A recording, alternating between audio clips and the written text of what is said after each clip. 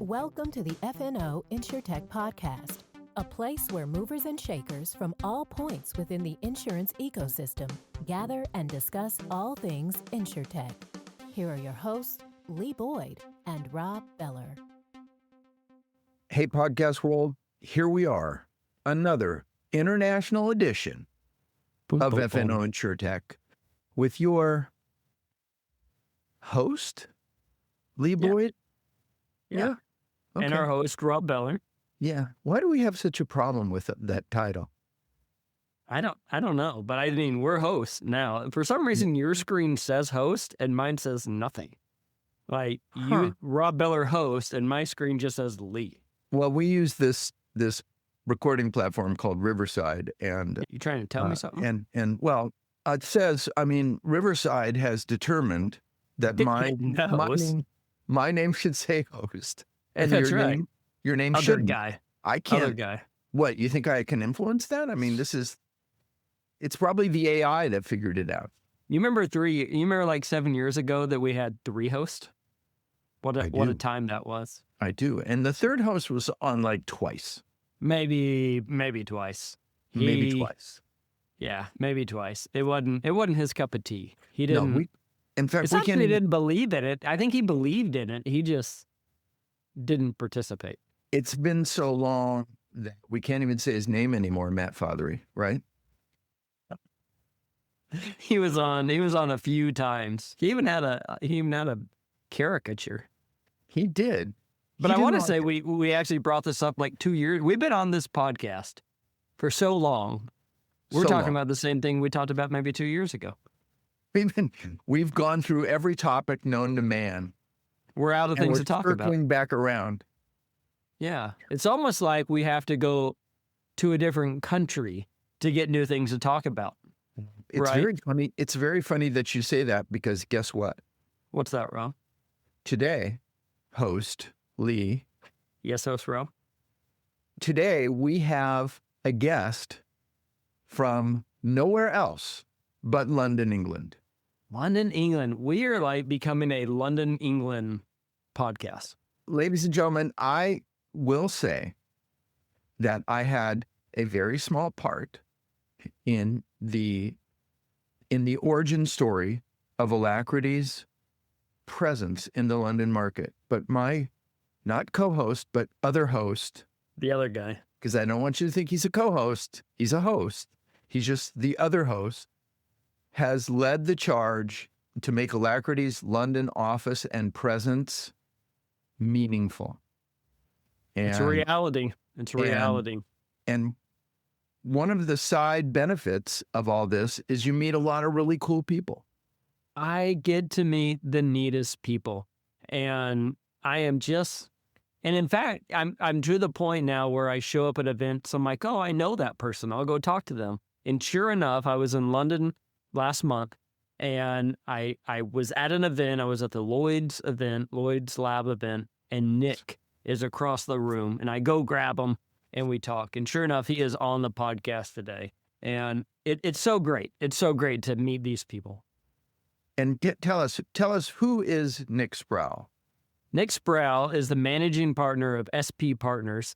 I think he is more of just a all-encompassing great guy who likes to connect different people in different companies and help people succeed. He's involved in all sorts of things, including I Love Claims. I mean, he is just kind of a person about town and a super knowledgeable person who came from outside the industry about 20 years ago, found his way into the marketplace. And he's here today to tell us kind of his origin story and about some of the companies that he's working with. He's a fascinating man, and his grasp of moving from startup to successful company is outstanding. And so we were thrilled and honored to have the opportunity to have Nick on. Yep. And we're going to share that with you because that's what we do here at FNO InsureTech. We're sharers. We're good sharers. We gain the knowledge so we can share the knowledge. That's right. what we are. We are knowledge sharers. We're emptying our brains. We're like large language models. We learn it so we can share it. Actually, isn't every person of normal intelligence, a large language model? No, just us. Just us. There you have it, ladies and gentlemen. There's Just nothing I us. can add to that, nor can I argue with my host, That's right. my other host, Lee Boyd, who said that we are indeed that. So without further ado, let's get to our interview with Nic Sproul, managing partner at SP Ventures. Hey, everybody. We are here with our special guest. This is another FNO InsureTech around the world. We scour the world to find the best, most intriguing, most interesting people who are from the world of insurance and InsureTech. And today, I have to say, we've done an amazingly good job by bringing Nic Sproul, managing partner at SP Partners, and really he's a man of many titles and he has a lot of balls in the air. Yeah. And let's just say, welcome to the podcast from London, England. It's great to have you here. Welcome, Nic. Yeah, real honor, Rob and Lee. And I've been looking forward to this, well, since I met Lee, to be honest. And then Israel's done a great job tuning it up. So yeah, good to get going. Good. We are excited to have you. I met Nic. First off, we linked in many, many years ago. And over the past 6 months, my world has crossed with Nic's on online meetings. And then I ran into him last time I was in London at the Lloyd's Lab presentation. It was a cohort presentation, who was going to be in next cohort. And it was just so great to see him. And Nic has been so great to give just insight into insurance in the London market, the technology and things like that. And I thought, what a great guest just to come on and just to kind of level set and tell his story. And so I'm excited you're on today, Nic. Thank you. Yeah, that's cool. Yeah, Well, happy good. to. So let's jump in and give kind of a brief on what it is that you do. You're in a unique position. You sit in a unique position. Share with us what you do. So unique's one way to put it. So I'm fortunate. I'm really fortunate to have a position that has been built over past 20 plus years to look across the whole of predominantly the property claims space, not only just in the UK but Europe as well, which we can get into.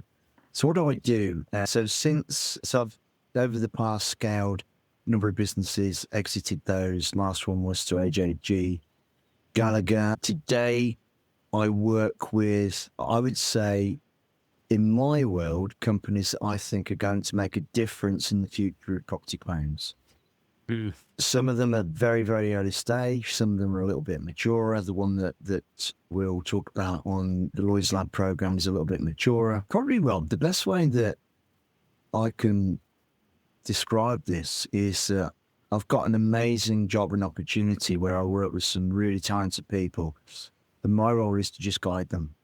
It's to guide them with not only insurance experience but technology experience. Prior to insurance, I was heavily involved and invested in Silicon Valley for 20 years, and then I took that into our world, if you like. So it's a little bit unique in this is what you're going to face, and these are the challenges that you're going to have. And then I'm on the journey with a number of those businesses today. And so you're not a insurance guy from the beginning, right? No. Didn't you? Correct. You found your way into this vertical, but now you live and breathe it. Why don't you give us a little insight on your journey? We're interested in the story. So tell us a little bit about your story, about how you got here today. So if somebody asks me, what are you any good at? What is it? What's your passion? So from a very young age, it's engineering. So if you ask, I'm an engineer, and all the way through school and college, I was passionate about engineering, in particular problem solving. So problem solving, engineering solutions, way before the sophisticated tech that we've got here today. So I've always gravitated towards solving problems. So the first part of my journey was in England, it was a very traditional engineering apprenticeship. So a 5-year engineering apprenticeship where you go through the whole kind of process of engineering, and engineering is quite broad. So my bit was mechanical, so mechanical engineering. That was my sort of speciality. And then I had a fascination with, at that time, where the best engineers in the world were working, and that was in the silicon chip industry. And so I had a personal mission to get involved in that industry. And I started, so from that point, I've worked for a number of US-based silicon chip businesses. And the last one was a business based in Fremont, California, which was a real turning point in Korea. We were the global experts in metrology. It's a bit nerdy. Thin film metrology, right? I think we've touched on this thing. Thin film metrology. And what I'd say so my sort of party piece is, without the company I worked for, pioneering thin film metrology, you wouldn't have an iPhone today. You probably would, right? You probably would, but you might not. But it may be taken a little bit longer. So great career in the Valley, and like all things, they mature. And there was a time, which was approximately 20 years ago, when the business that I was with, they were acquired, and I had an opportunity to exit it. Okay. And it was, for me, the time to look at something different. So this is the point in time when I discovered the world of insurance. And it's like, when I stand up at these conferences and I give this story, so people just like thinking, what? So you were like in the silicon chip industry and now you deal with property claims. What's the connection? So the connection is problem solving. Okay. That's the connection. And the thing that fascinates me, and tell me if I'm being long-winded, the thing that fascinates me in insurance is that there's a lot of problems to solve. So I got involved 20 years ago as a consultant, and the 20 years been a bit of all sorts. I mean, you've been a part of different companies in that past 20 years, right? Correct. I mean, a few of them, at least one that I know of, involved another exit. And so tell us a little about that. Tell us a little bit about some of the ones that you were involved with. Yeah, so I got involved in 2013 in Europe, this would translate to a regional property claims management company. So from FNO all the way through to validation, just repair, settle. And it was a business that, it's sort of a mid-sized business, not doing so well. And I had an opportunity to take equity in it based on where the business was at. So I took equity in it, and then we scaled that to a reasonable size, and we sold it in 2018 to Arthur J. Gallagher. And that business became the foundation in the UK for Arthur J. Gallagher, specifically Gallagher Bassett, as you'll know, the TPA bit, as their platform to provide property claims management into the UK without using the third party. So that was great, right? It's an exit. Always a good thing.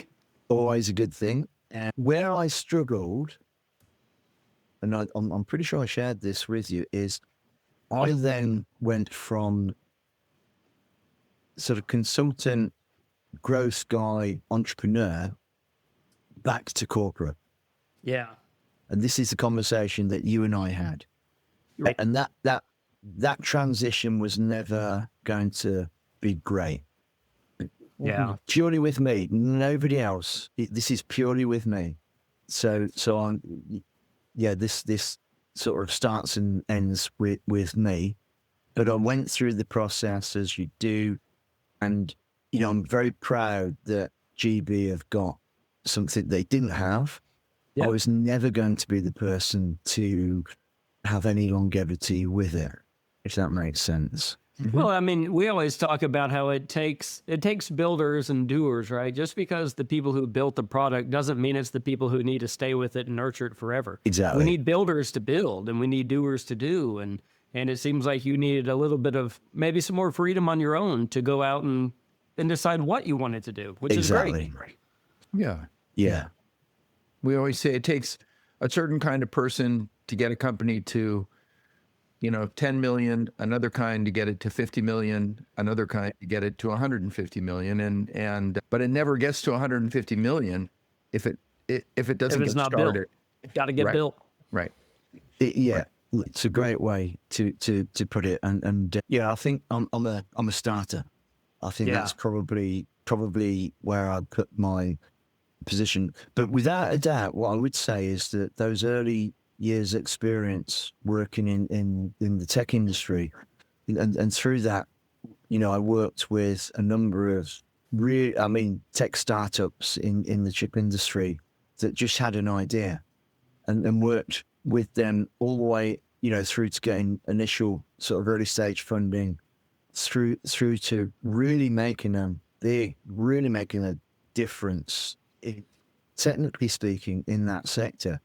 And when I came into insurance claims, which literally, I probably haven't described that. So I was a management consultant, and my third client was a property claims management company. And they said, we need some help with some sort of future strategy around this particular problem. So that's how I got involved. So I didn't know, I'll tell you this, I'd never heard of a loss adjuster.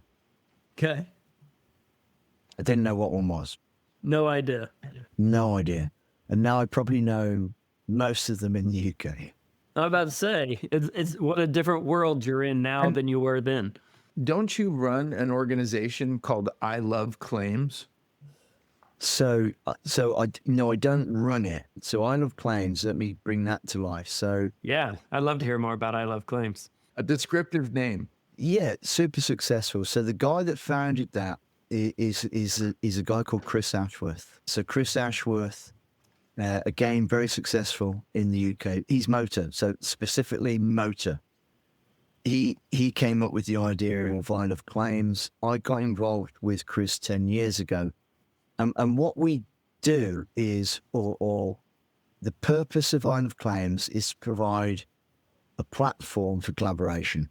Now then, I'm going to be really careful. Not careful. No, I'm not going to be careful. I'm not a careful person. Collaboration is an overused word. Yes. Yes. It's kind of, it's overused word. Like partnership. Yeah. Synergies. Overused. All of that. So I'll actually pay a $1 to both of you for using it, because that's a fine. But we've provided an open forum, is probably a better way to put it, for insurers and suppliers to come together to talk about their stuff. And it's grown year on year. And now we've grown it to motor, property, MGA, so London market, and tech. Wow. And so there's four sort of strands to it. And it's the largest claims-focused networking event in the UK, probably in Europe, to be fair. It's the go-to event. And there's two parts to it. We have a massive charity part. We've raised over $2 million for a children's charity called Rainbow Trust, which I ran the London Marathon for Rainbow Trust. Congratulations. Congratulations. Well, let me just caveat that. I didn't run all the way. That's okay. That's okay. Yeah. Sometimes life happens. Yeah. You said you're a starter. Okay. So you're a starter. What can we expect? Yeah. So there's a really good element of it, and it's there isn't anything else. You've got your normal, the more commercial event companies. So in the UK, you've got Incisive Media, Post Magazine, those sort of events. But ILC, it's a little bit different, and we're quite sort of focused on those events. we need to have something like that in the United States. That'd be a great thing. So let me, without Which break I'd like to money, announce. No. No. Without breaking any. That was explored. Probably people that you know. Probably. Probably. It could have happened, and we've got absolutely the formula to make it work, but it wasn't the right time. That's the best way to put it. It wasn't the right time. I think, Rob, when you're over in January, I think it would be a great. Well, January, just so you know. So January is one of the flagship events of ILC. So it's the motor networking lunch. Every insurer and claims person is at that event. And this year it's in Park Lane. We'll try to be there for that if we can invite ourselves like this. Yeah. Yeah, if we can invite ourselves to it. Well, why don't we do this? I want to hear more. I want to hear more about what you're currently doing. As you said, you're a starter, right? I know that you're involved with multiple companies who are doing some really amazing things. One that I heard about there at the Lloyd's Lab announcements the other day. Why don't you spend a little time? I'll let you direct wherever you want to go on this, but tell us about some of the work you're doing and some of the work that the companies are doing that they're asking your advice on. So if you'd be so willing. So I must admit, I thought about this. I'm going to go back in time and then bring it us forwards, because I was talking to Mrs. Sproul about. She said, "What are you going to talk about?" And I said, "I think I'm going to share this." So several years ago, quite a few, I was asked by one of the largest carriers in the UK to do a presentation of my choice to their whole claims team. So claims, procurement, supply chain, etc. Approximately 300 people. Our numbers are always smaller than your numbers because we're just an island, right? And I was encouraged to do something very, very out there. And I've always been looking to the future. That's my passion. What's coming down? Engineering. What's coming down the tracks? What's going to change? So I presented this. I presented digital twins, and I'll do it really, really quickly. But basically, what I said is the future in our world is that our interactions with the claimant, with the customer, is going to change. In the future, this will be such a basic commodity that future human will have their, if you like, avatar. I called it digital twin, that will deal with that claim. They will be your interaction. They will be the person that you will interact with to resolve whatever that claim is. And then I did this presentation, and I'm not kidding you, I pretty much got marched out of the room. Sure. Yeah, I pretty much, and I'm not going to mention the insurance. Well, why? Why did that happen? What was it that you said that touched a nerve? So I think it was that a lot of people in the room feared that was the end of their career. Exactly. That's what I felt. And it taught me a lesson, because I didn't want, I didn't feel good about that. I didn't want to be the person that was saying that. That you wasn't didn't want the to be the purpose. messenger of doom. No, it wasn't the purpose. But it taught me, it taught me a lesson. But it is the sort of the reality bringing right up. So I'll get to the point, Ray. Trust me, I will. I'm seeing that right now today with the work that I'm doing. I'm not seeing skilled people's jobs being replaced anytime soon. Right. Actually, anytime soon is what I would say. What I'm seeing is some tools to make them more efficient and more accurate. That's what I'm seeing. Right. And ultimately, what that will mean is a better outcome for the customer. So better retention and all the rest of it. Faster and all that. So I've started with where I went wrong, if you like, back then. And again, Rob, I'm watching the clock, so don't worry, but I've got to share this with you. I've got to share this because this is, these things are meant to be funny. A few years ago, through Isle of Claims, we did a session in Shoreditch. So if you don't know London, Shoreditch is the cool sort of hipster, future technology startup place. And we did an event and we invited a futurologist, a guy called Richard Watson. Richard Watson works for Cambridge University, Oxford University, and he's a futurologist. He can talk about stuff that may or may not happen, which is brilliant. I mean, I wanted his job. What a great job. I wanted his job. So he did this presentation and he was talking about sort of time travel and Star Trek and all that sort of stuff. And I had to come on after him and talk about where we're at right now. That's tough. In claims, right? Yeah. So we're in Shoreditch. Shoreditch is the hipster part of London where all the techies are. And so this was the icebreaker.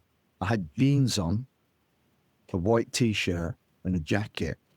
And I just said, if you're wondering why I'm dressed like this, I used ChatGPT and I said, 50 plus, Shoreditch presentation, what should I wear?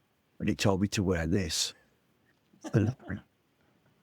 So that was the icebreaker, and then Richard Watson, who was just super cool. But yeah, just bringing that into the present day. So let's touch on Lloyd's Lab. Yeah. So Lloyd's Lab, and I'm super passionate about this. One of the categories for cohort 15, which is the one that we've been successful with, is emerging challenges. And so emerging challenges in brackets, environmental. And so that was quite broad, but they did specify one of the concerns for the Lloyd's market is the issue of forever chemicals. Forever chemicals, PFAS as a term, and what that actually means. And there's a lot out there. There's a lot going on in the US about this. Europe is I'd say, starting to wake up is probably what I'd say with it. And it's liability, risk, where does it sit, who owns it, what does it mean, what does it look like? We haven't got a clue. You know, what's the cancer effect? What's this effect? What's any effect? So we've pitched Europe's first PFAS risk AI model. Yeah. Nobody else is doing this. No pressure. We've got 10 weeks to deliver it. No pressure. It was a great presentation that the group did. Yeah. No, Duncan and Ben, really good guys. I mean, obviously Duncan, 35 years, environmentalist, and Ben is the data guy. And I'm the guy, so to pick up on what you asked is, so what's my role? My role is to support them through the program and hopefully at the end of it to be supported by one or two organizations that want to fund what next. That's pretty much where we're at. If we don't achieve that, then we'll set up a new co and we'll take that new co to market. And there's a ton of interest. A ton of interest. But it's an interesting one because right now that risk isn't written. It's not written. So you could argue, why are Lloyd's bothered? It's emerging. It's emerging as a risk. And at some point, you know, if you go back to the origins of insurance, if you go back to the origins of where the Lloyd's market started, there's a social element. We need to be aware of this. We need, as an industry, we need to be alive to it. And so that's the PFAS risk. Well, and what an honor to be selected to be a part of the cohort. I mean, to be able to spend 10 weeks in the Lloyd's lab, surrounded by the Lloyd's marketplace. What an honor. I think that's great. So congratulations on that. I pinch myself and just going back to, you know, I started in the tech sector, came into insurance. And if you'd said to me 20 years ago, you will support a business and get into certainly Europe's fastest InsureTech accelerator program that exists, then yeah, I'd just take. Well, I think your journey has gone just great. I mean, it's really just me and you were talking earlier about being in the Lloyd's building and being a part of the market and how it's to some of us, it's this epicenter of insurance, and it's such this amazing thing. I know people in the market might take it for granted at times, but it for the insurance nerds of the world, that is the epicenter of insurance. And to be a part and to walk through that floor, it's an amazing time, and it'll be great for the group. So congratulations. No place like it in the United States. I mean, Oh, no. considering that we're the largest, insurance market in the world, there's no place like Lloyd's. Yeah, I think it's really interesting. But there's a number of other projects. I'm working with a French company as well called Weathermind, who I'm really excited about, and they we're having some really detailed, interesting conversations. So they're an AI agent business for subsidence, escape of water, flood, fire. I'm passionate, and the tech guys are, I don't know, they remind me of being back in Silicon Valley. They remind me of those scientists that I worked with, and I got excited about that back then, and this has excited me again. So That's great. So where we're at, we've done 2 raises. We'll do another raise Q1 next year. Looks good. Good traction in France and good traction in the UK. That's wonderful. Well, we're coming up close to time here on this, Nic. Any others you want to hit before we wrap up our podcast and tell us about what's going on? Really passionate about another project using satellite data. What's going on with that working one? with the UK space industry, which is emerging. So the cost of satellite data is coming down. Before it was just off the scale. Right. So it's coming into our world. It's still a bit expensive, but it will come down as more adopters use it. So in Europe, big infrastructure companies, rail networks, utility companies, etc., they're using more and more satellite data to figure out where they've got problems ahead. I'm working with a company called Optera, and they're using satellite data right now to determine structural loss. Wow. So I don't know if this translates in the US, but we call it subsidence here. So it's when the substructure or the foundations of a building have been compromised and the building moves and it causes damage. Historically, that would have taken between 6 months and 24 months to determine what's happening. Sure. With the use of satellite data, that can be accelerated to around about 3 months. Wow. So the cost is still high, but I'm excited about it. So going back to what I said earlier about working on things that will ultimately be game changers, that's another one.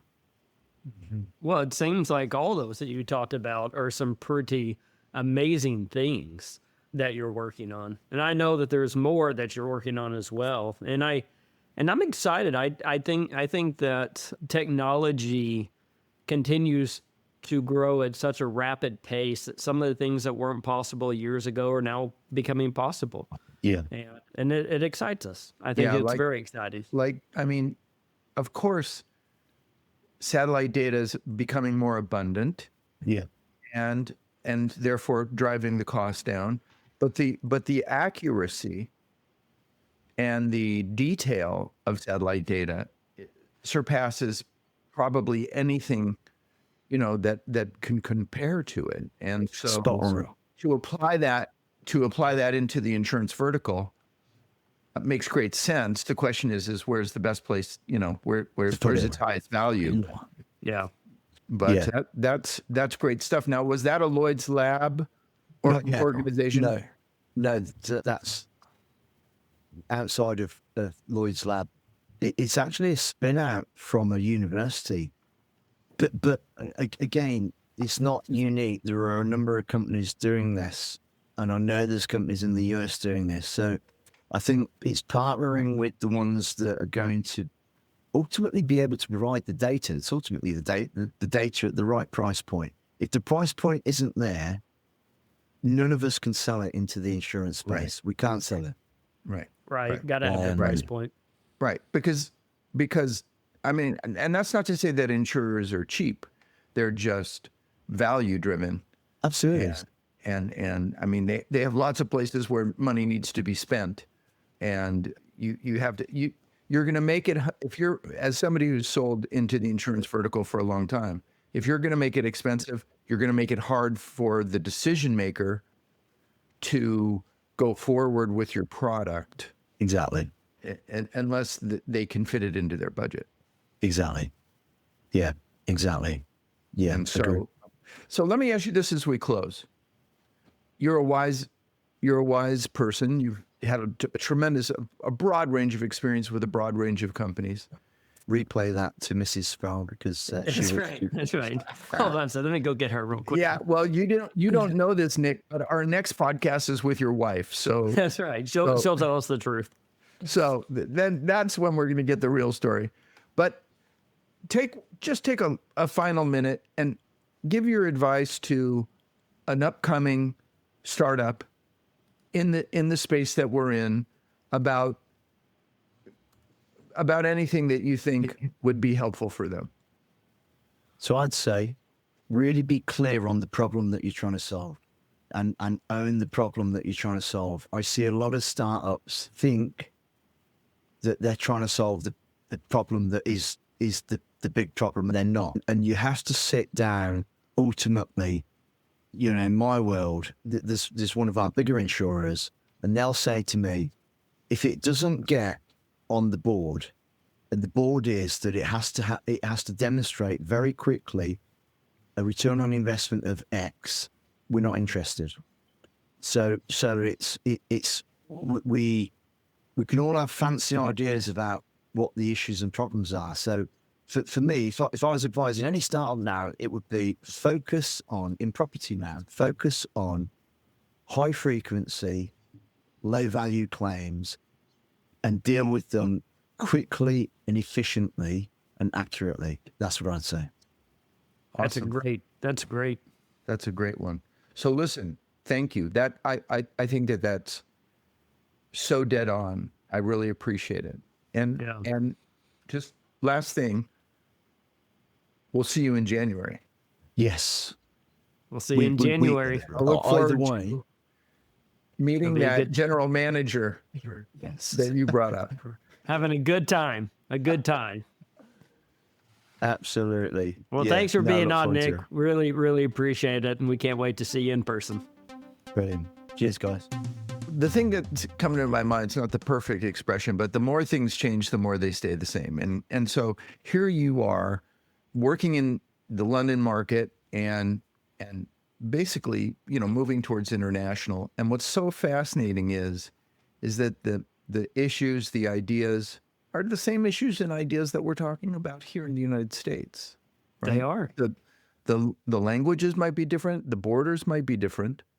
The construction might be different, but the problems are the same. Universal. Yeah. And everyone's trying to solve them and everyone has to deal with them, but it is all the same and technology is moving forward. And I tell you what else is the same. There's great people in this world. And there's great people in the vertical of insurance. And I have been so fortunate to get to know many of them. For my path to cross with Nick numerous times, I'm just a lucky guy to have somebody like that if I go over to London and I'm driving in a car and my tire is flat, I know somebody I could call. Yeah. And he'd run over. He can't run the whole way. He might walk some, but he'll run over to me. Okay. All right. Okay. Well, thanks to Nick. Thanks, Nic Sproul. Great episode. Thanks to all of you for listening. Thanks to our production staff for being the hard workers. And thanks to you most especially for listening to another episode of FNO InsureTech. And until next time, Goodbye, everybody.